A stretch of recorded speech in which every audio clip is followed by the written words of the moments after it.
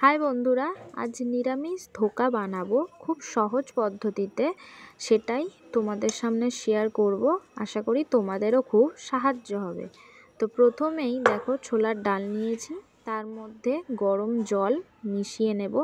যাদের সময় অল্প তারা এইভাবে করে নিতে পারো, ছোলার ডালটা বেশিক্ষণ ভিজিয়ে রাখতে হয় না।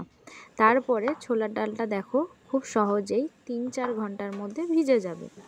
তারপরেই একটা মিক্সিং বোলের মধ্যে আমি এই ছোলার ডাল দিয়ে দেব।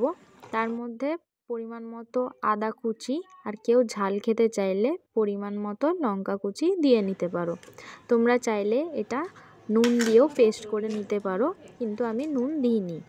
তারপরেই সেটা একটা বাটিতে ঢেলে নেব। এবার আমি একটা কড়াইতে সামান্য পরিমাণ কালো জিরে দিয়ে দেব, আর সামান্য পরিমাণ হলুদ গুঁড়ো দিয়ে দেব।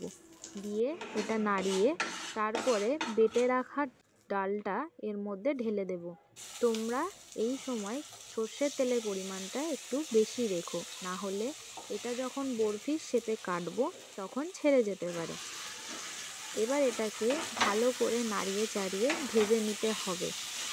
ভাজা হয়ে এলে সামান্য পরিমাণ নুন দিয়ে মিশিয়ে নেব, বেশি দেব না, কারণ তরকারি যখন বানাবো তখন বাকি নুনটা এর মধ্যে অ্যাড করে দেব।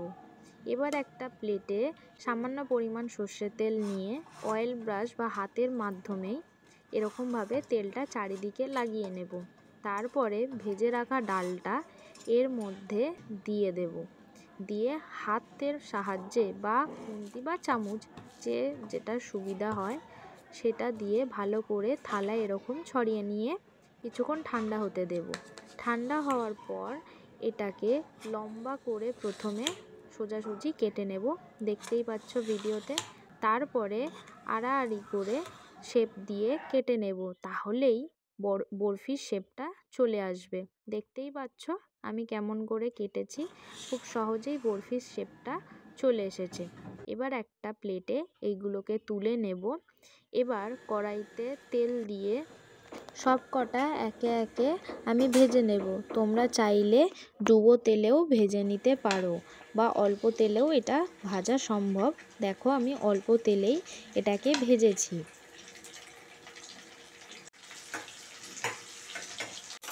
আমার ভাজা হয়ে গেছে, দেখতেই পাচ্ছ।